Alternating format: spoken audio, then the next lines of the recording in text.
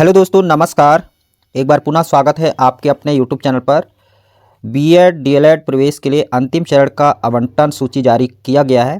इस वीडियो पर आप सबको संपूर्ण जानकारी देखने को मिलेगी कि किस प्रकार से अ, रिक्त सीटों की जानकारी देखेंगे, काउंसलिंग में हिस्सा किस प्रकार से लेंगे।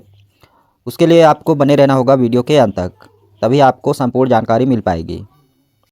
तो मित्रों, जैसा कि आप स्क्रीन पर देख पा रहे हैं, बीएड डीएलएड बीए बीएड व बीएससी बीएड पाठ्यक्रम के लिए दिनांक से दिनांक तक यानी 7 दिसंबर 2024 प्रातः 10 साढ़े 10 बजे से दिनांक 10 दिसंबर 2024 शाम 5 बजे तक पूर्व चरणों में पंजीकृत अभ्यर्थी जिन्होंने किसी महाविद्यालय संस्था में प्रवेश नहीं लिया है, वे निःशुल्क एक्टिव या इनएक्टिव दोनों आईडी के छात्र तथा जो पहली बार पंजीयन कर रहे होंगे, वे निर्धारित राशि के शुल्क के साथ किसी एक महाविद्यालय संस्था का विकल्प ऑनलाइन देने की तिथि ये है दोस्तों। ठीक है, तो आप 7/12/2024 से 10/12/2024 तक ऑनलाइन काउंसलिंग में हिस्सा ले सकते हैं, जिसकी अंतिम चरण की प्रथम सूची जारी होगी 12 दिसंबर को।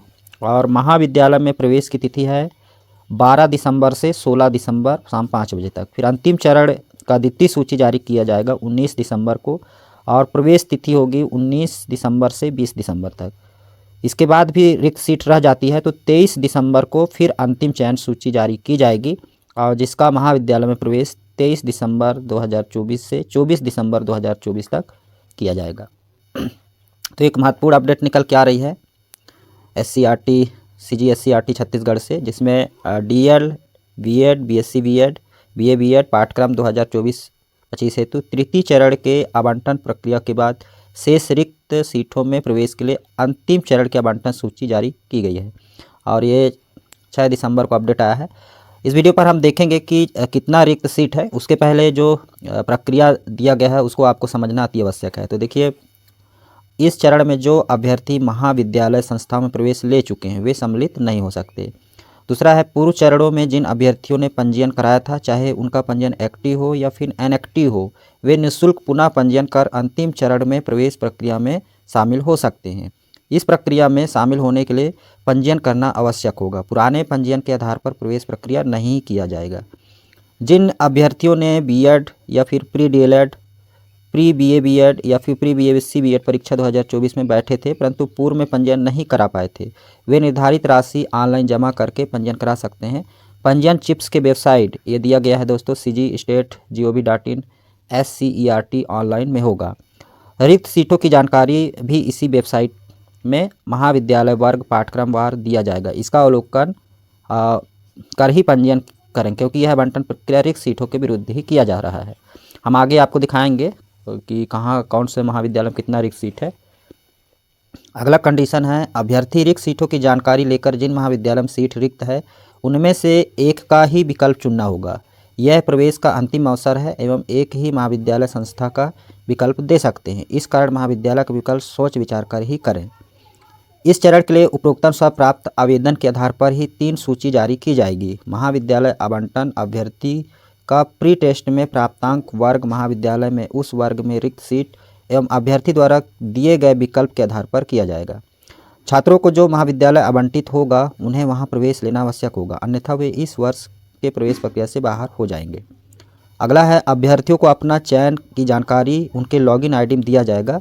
इस कारण निर्धारित तिथियों में अपना लॉगिन आईडी अवश्य चेक करें तथा प्रवेश के लिए महाविद्यालय के कॉल का इंतजार न करें। प्रवेश हेतु भी 2 दिवस का ही समय दिया गया है, इस कारण विलंब न करें।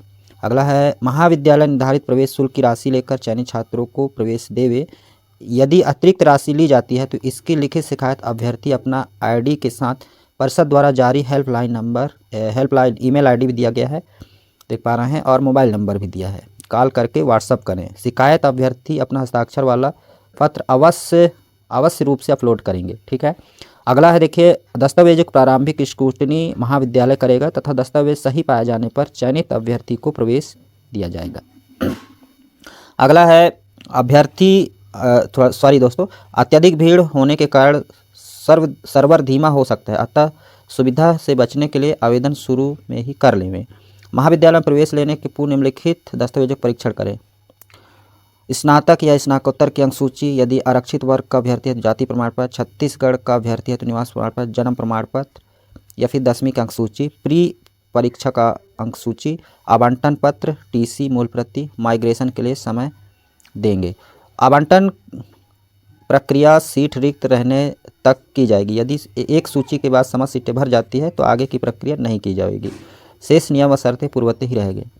तो आपने पूरा कंडीशन पढ़ लिया है और समझ भी लिया होगा। अब चलिए देखते हैं कि आपको ऑनलाइन काउंसलिंग में हिस्सा किस प्रकार से लेना है।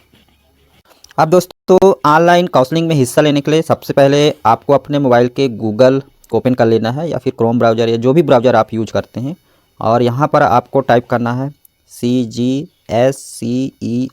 कुछ इस तरीके से, और इसको सर्च कर देनी है। सर्च करने के बाद इस तरह का पेज खुल करके आएगा और सबसे ऊपर देखेंगे, यहाँ पर मैं दिखाने की कोशिश करूँगा आप सभी को।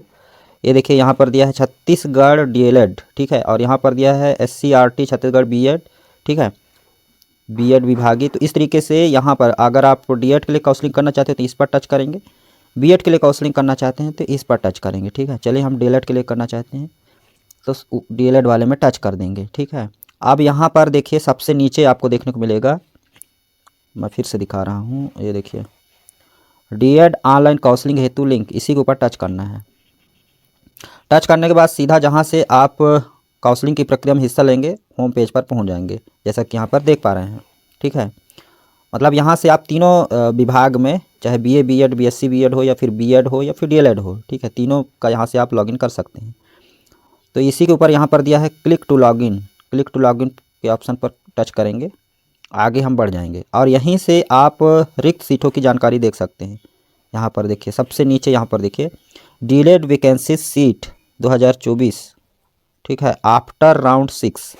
तो जैसे इसके ऊपर आप टच करेंगे आपको एक PDF मिल जाएगा, कुछ इस तरीके से डाउनलोड होना शुरू हो जाएगा।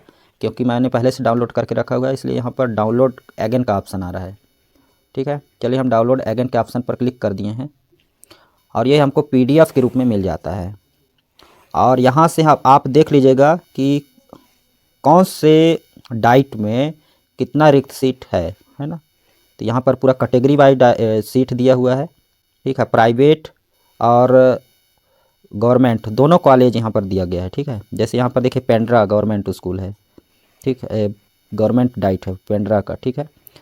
तो यहाँ पर इसको समझिए दोस्तों, जैसे पेंड्रा का है तो इसमें DED नॉन साइंस का सीट रिक्त है। DED नॉन साइंस का देखिए 50 सीट है जिसमें 41 सीट भर चुके हैं, ठीक है, यानी 9 सीटें यहाँ पर खाली है। जिसमें यहाँ पर कैटेगरी वाइज देखिए अनरक्षित के 6 सीट हैं, अनरक्षित फीमेल के 1 सीट हैं, इसी प्रकार अनरक्षित DA का नहीं है, UR फ्रीडम फाइटर के भी भर चुके हैं, अनरक्षित एक्स सर्विसमैन का 1 सीट है, OBC का 1 सीट है और OBC फीमेल का सीट नहीं है। इसी प्रकार यहाँ पर देखिए, तो इस तरीके से आप सीट का मिलान करते हुए पहले कंफर्म कर लीजिए कि आपको किस डाइट में भरना है, क्योंकि एक ही डाइट आप चुनाव कर सकते हैं, ठीक है। चलिए हम यहाँ से बैक हो जाते हैं। तो ये हो गई रिक्त सीटों की जानकारी। अब आपको क्या करना है, लॉगिन का ऑप्शन यहाँ पर दिख रहा है। जो पुराने कैंडिडेट हैं, जो पूर्व में ही काउंसलिंग के लिए आवेदन भरा है, यहाँ पर एप्लीकेंट लॉगिन पर जाएंगे। जो अभी न्यू होंगे, एक बार भी काउंसलिंग के लिए फॉर्म नहीं भरा है, तो यहाँ पर रजिस्ट्रेशन के ऑप्शन पर जाएंगे, ठीक है। तो जैसे ही आप नाउ योर रजिस्ट्रेशन के ऑप्शन पर जाएंगे तो इस तरीके का व्यापम रोल नंबर पूछा जाएगा, ठीक है। व्यापम रोल नंबर आप लिखेंगे, फिर जो आगे का प्रोसेस होगा आप फिलअप करते जाइएगा। आसानी से आप काउंसलिंग में हिस्सा ले सकते हैं। और हमारे जो पुराने होंगे, जैसे पूर्व में भी काउंसलिंग किए होंगे और उनको आवंटन जारी नहीं हुआ चूँकि कम नंबर था, तो इस तरीके से आपको यहाँ पर रजिस्ट्रेशन नंबर अपना डालना है और यहाँ पर पासवर्ड डालना है, कैप्चा डाल करके लॉगिन हो जाना है, ठीक है। तो देखिए अभी इस तरीके का इनकरेक्ट यूज़र नेम और पासवर्ड का ऑप्शन दिख रहा है। ऐसा इसलिए दिख रहा है क्योंकि 10:30 बजे से ये लॉगिन होना शुरू हो जाएगा दोस्तों, ठीक है। तो इस तरीके से आप लॉगिन हो जाने के बाद जो भी आगे का प्रोसेस होगा आप आसानी से समझ जाइएगा। उम्मीद करता हूँ पूरी जानकारी आपको मिल गई होगी कि BEd और DLED की अंतिम चरण की काउंसलिंग शुरू हो गई है। तो जितने भी मित्र अगर प्री एग्ज़ाम दिए हैं तो उन तक यह वीडियो ज़रूर शेयर करें। फिलहाल इस वीडियो में इतना ही, मिलते हैं नई जानकारी के साथ, तब तक के लिए जय हिंद।